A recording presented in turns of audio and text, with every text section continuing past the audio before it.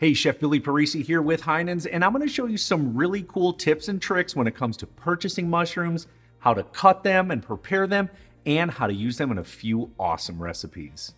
Heinen's has a wonderful assortment of fresh mushrooms always, and I'm going to show you how to use three of my favorite: the shiitake mushroom, the portobello mushroom, and the oyster mushroom.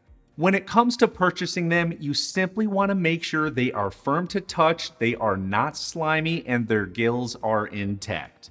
Use a damp paper towel and just wipe off the tops or the caps of the mushrooms to remove any unwanted particles or a little bit of dirt. That is it.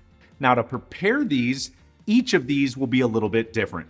Starting with the shiitake mushrooms. What I personally like to do is simply remove the stem by wiggling it back and forth. It is good to use, but I'm not going to use them in my recipe.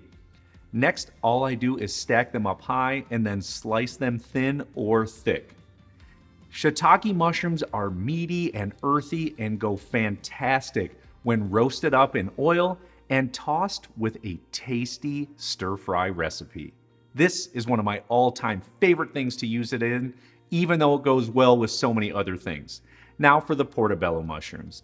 These are big, steaky mushrooms, and I love serving them as burgers. But first, to prepare them, remove the stem, much like the shiitake mushrooms, and I like to remove the gills, even though some folks don't. I use a spoon to simply scrape the gills right outside of the portobello mushroom. Now you can slice these, but again, I said like a burger. So I coat them in a little olive oil, salt, and pepper, and then I sear them up on a grill or a griddle pan. Once they become nice and tender and have a few grill marks, they are excellent. Serving it up literally just like a burger. Lettuce, tomato, onion, a little bit of mayonnaise. Absolutely fantastic and a great alternative than using meat. And last but not least, oyster mushrooms. These are so delicious. What I do is slice off the end a little bit, and then I pull them apart from that main stem. Now, you can go a little bit further if they're larger oyster mushrooms and tear them to break them down a little bit. I love these so much. Pan roasted up, get that nice caramelization and brown sear on them, finished off with a little bit of gravy, and then poured over some tasty chopped steaks.